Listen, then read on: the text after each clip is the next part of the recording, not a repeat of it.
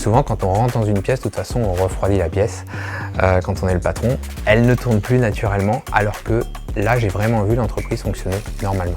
Bienvenue dans Pile Poil. Pile Poil, c'est l'émission de tous ceux qui font la communication en Auvergne-Rhône-Alpes.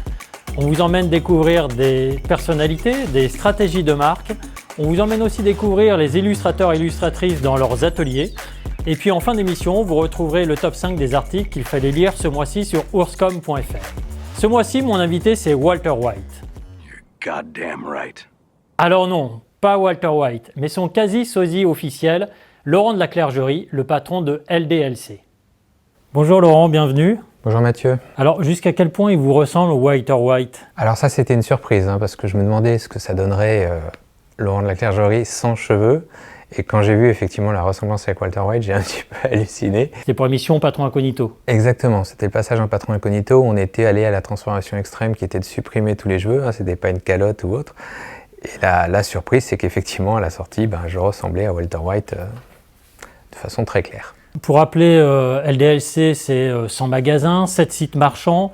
Vous avez un peu plus de 1000 salariés. Quand vous avez fait cette immersion incognito, justement, c'était quoi le but pour vous? C'était une opération de communication interne? C'était une communication externe peut-être? Alors pour la petite histoire, au départ, je ne voulais pas le faire. C'est-à-dire que c'est eux qui nous ont contactés, qui m'ont demandé de passer dans l'émission. Ils nous avaient déjà contactés 3 ans avant, j'avais refusé. Et j'ai refusé quand ils sont revenus. Et en fait, c'est la com qui est revenue vers moi en me disant « Tu as mis en place la semaine de 4 jours, c'est sans doute le meilleur moyen que tu as de le montrer à un maximum de monde. Donc tu dois y aller. » Et j'y suis allé.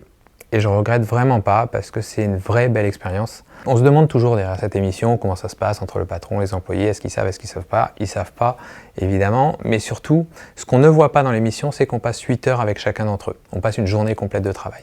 Et qu'on a le temps de les voir dans leur travail, de discuter avec eux.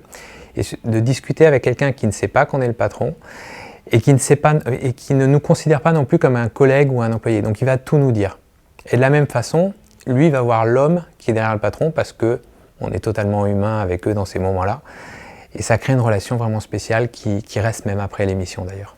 Pour vous, il y a un avant et un après émission dans votre façon d'être, de communiquer? Je dirais pas qu'il y a un avant et un après. Clairement, pour les gens que j'ai côtoyés, les 3 salariés que j'ai côtoyés, il y a un avant et un après, c'est-à-dire qu'ils ne me considèrent plus comme un patron. Ça, dans leur tête, ça n'est plus possible.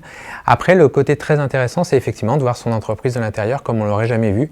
Je dis souvent, quand on rentre dans une pièce, de toute façon, on refroidit la pièce quand on est le patron. Elle ne tourne plus naturellement, alors que là, j'ai vraiment vu l'entreprise fonctionner normalement. Alors on va parler des agences de communication. J'ai souvenir qu'en 2000, quand vous étiez entré en bourse, vous n'aviez pas un souvenir avec une agence qui avait été qui n'avait pas été impérissable, on va dire. Là, vous avez fait une campagne de télé qui est venue au printemps dernier, qu'on va regarder tout de suite. Moi j'en sais rien. Je sais pas, je suis pas informaticien.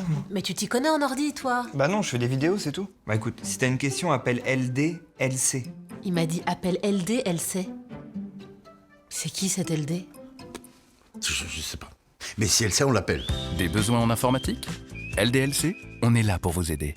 LDLC, cette campagne, pourquoi vous l'avez lancée? C'est quoi? C'est quand même pas un manque de notoriété après ton ancienneté? Alors si, en fait c'est très peu connu, mais LDLC n'a pas de notoriété ou très très peu. Notre notoriété spontanée elle est à 4% et la notoriété aidée elle est à 18%. En fait on a 4 Français sur 5 qui ne nous connaissent pas. Qui nous connaissent un peu avec les 4 jours aujourd'hui, mais qui ne nous connaissent pas spécialement parce qu'ils ne savent pas le métier qu'on a derrière. Et donc l'idée de cette campagne, c'était clairement de dire aux gens qui on est et qu'est-ce qu'on fait. On s'adresse à tout le monde, LDLC, on est technique, c'est-à-dire qu'on sait vous conseiller, mais on s'adresse surtout au grand public.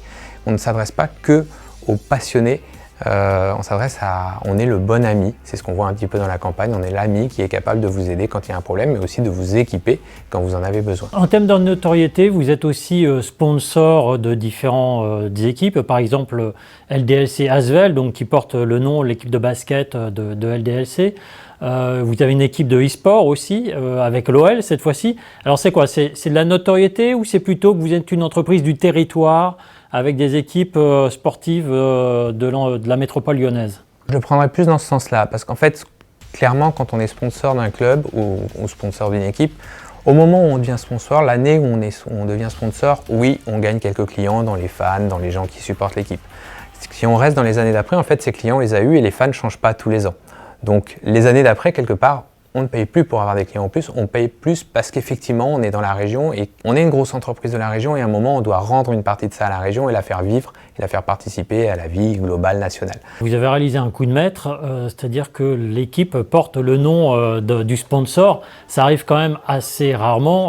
En foot, il y a des stades qui portent le nom du sponsor, mais là, vous, c'est que votre nom, il était dans le rond central. Alors, c'est l'histoire d'ailleurs du nom qui est devenu le nom du sponsor, c'est qu'au départ, en fait, on avait le rond central qui était LDLC, qui était au sol. Et en fait, dans le règlement du basket, il a été dit que seule l'équipe avait le droit de mettre son logo au centre. D'où l'idée est venue de dire, on va appeler l'équipe LDLC Asvel, il y aura toujours LDLC au centre. Pour être franc, ça m'a posé un problème au départ et c'est la com qui m'en a convaincu parce que LDLC, c'est aussi mes initiales. Et mettre mes initiales devant l'Asvel, qui est un nom... on va dire une institution dans la région, ça me faisait très très bizarre. Et en fait, la com m'a dit, mais c'est pas ton nom, c'est le nom de la marque que tu as poussé, donc maintenant ça ne t'appartient plus quelque part, donc tu dois y aller. Mais les premiers matchs, je dois être franc, quand j'entendais LDLC Asvel, j'avais du mal. Alors, vous avez mentionné la journée des 4 jours. On va regarder tout de suite un petit extrait d'un reportage télé. Pierre Larouturou vient précisément de se lancer dans la course à l'Elysée avec comme point principal de son programme la semaine de 4 jours qui, à ses yeux, devrait permettre de redonner du travail à environ 1,5 million de chômeurs. Historique. Au début du siècle, tout le monde travaillait 7 jours, en Allemagne comme en France. Et puis on est passé tous à la semaine de 6 jours. Puis on est passé à la semaine de 5 jours. La prochaine étape, c'est les 4 jours. Alors il y a Volkswagen en Allemagne, mais en Belgique, c'est les fonctionnaires. On commence à parler des fonctionnaires qui vont aller vers les 4 jours. Et les entreprises privées y vont aussi. Et en Hollande, c'est l'ensemble du commerce. Tous les salariés qui travaillent dans le commerce, aussi bien les petits magasins que les grands supermarchés, seront passés aux 4 jours fin 95. Donc on voit qu'il y a un mouvement un peu partout en Europe. En France, c'est faisable aussi. Et les partenaires sociaux, depuis quelques jours, disent qu'ils veulent négocier sur le temps de travail. Alors Laurent, Pierre Larouturou, c'était quand même une époque, milieu des années 90, c'était les prémices des 35 heures. Là, vous militez très fortement pour la semaine des 4 jeudis. Est-ce que vous êtes des 4 jours, pardon. Est-ce que vous êtes d'accord avec le président de la Maïf quand il dit que l'entreprise du 21e siècle sera politique ou ne sera plus? Est-ce que vous avez le sentiment, vous, de faire de la politique? Alors peut-être pas de vous engager dans une campagne présidentielle comme l'avait essayé Pierre Larouturou, mais est-ce que vous avez le sentiment de faire de la politique en parlant de la semaine des 4 jours? Alors clairement, quand on parle de la semaine des 4 jours, et en plus au moment où on a commencé à en parler, on était en phase des 39 heures qui revenaient en force, on a le sentiment à un moment de faire de la politique. Dans le sens où on arrive en disant vous êtes en train de proposer un schéma et moi je suis en train de vous proposer quasiment l'inverse. Et de vous demander d'y réfléchir parce que moi je me suis rendu compte que ça marche. C'est un débat qui devient politique parce que finalement la semaine des 4 jours ça concerne tous les Français, ça concerne la France au global. Et oui, on a le sentiment de faire de la politique. Avec quand même cette facilité comparée à un politique, quand il va parler de la semaine des 4 jours, comme Pierre Larouturou, c'est une idée qu'il doit imposer aux autres. Moi, j'arrive plus avec je l'ai montré, je l'ai appliqué, je vous dis que ça marche et je vous suggère d'y aller. Mais je ne suis pas le politique qui va vous dire changez tout et avancez. Par contre, regardez ce qu'on a fait, étudiez-le, et il y a certainement quelque chose à prendre et à développer. Et en com interne, comment on réussit à convaincre tout le monde? Est-ce que tout le monde était convaincu en disant super? Ou est-ce qu'il y a une communication, il faut assurer le suivi? J'ai eu l'idée dans mon coin un jour, j'ai mis 48 heures à avoir l'idée et à me dire je vais le faire. Et après j'ai attendu les négociations annuelles pour l'annoncer et du coup personne ne savait dans la société le jour où j'ai annoncé ça. J'ai annoncé on va passer aux 4 jours devant les syndicats, devant les RH. Et ce que j'avais pas anticipé, c'est à quelle vitesse ça ferait traîner de poudre dans la société et que tout le monde allait prendre le sujet en se disant soit waouh c'est génial, soit il est complètement taré, comment on va travailler 4 jours. Et du coup j'ai dû faire un mail très rapidement, enfin un message dans le réseau social de l'entreprise pour dire attention, je vous explique pourquoi et j'en dis un petit peu plus parce que là c'est en train de partir dans tous les sens. Chacun avait son interprétation. Exactement. Il y en a qui ont eu peur de ne pas être capables de faire le travail en 4 jours, donc il y avait ce type de crainte. Il y en a qui ont eu peur de ne pas pouvoir gérer leur équipe sur 4 jours, les plannings, etc. Et puis il y en a plein qui étaient très contents de se dire ça va être génial d'être à 4 jours. On va regarder, Laurent, un reportage sur un illustrateur, Romain Billot, et on se retrouve tout de suite après. Almarena, c'est un groupe créé par Jean-Jacques Robles en 2008. La société dispose de plusieurs filiales, donc Almarena Creative qui est ma société, Almarena Marketing, Almarena IT et Almarena Formation. Donc on ce qui nous permet d'avoir une offre vraiment globale, aussi bien dans le digital, dans la communication. Poolsuite m'avait contacté il y a 1 an, à cette période, pour un projet qui s'appelle Grand Leisure, un projet NFT du coup.